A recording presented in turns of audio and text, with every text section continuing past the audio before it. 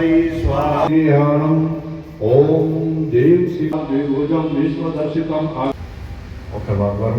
ब्रह्मणा व धर्मणा तदा शारदम दंडे पानी नमस्तुभ्यं तजो मूर्ति धरम प्रति अस्य प्राण प्रतिष्ठत्व अस्य प्राण ग्रंथ अस्य जीवात्मा महमोति चक्रशन। ओम नारायणाय विद्महे वासुदेवाय ओम देवकी नंदनाय विद्महे वासुदेवाय धीमहि ओम अंजनी सुताय विद्महे वासुदेवाय प्रचोदयात् स्वाहा।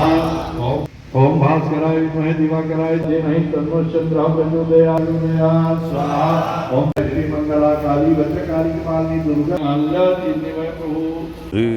विश्वकर्मा जयंती हमेशा हर साल मनाए जाते हैं और विश्वकर्मा जयंती समारोह में महापौर जी, आयुक्त साहब जी और नगर पालिका के जितना कर्मचारी अधिकारीगण सभी सहयोग से विश्वकर्मा जयंती का आयोजन प्रतिवर्ष किया जाता है।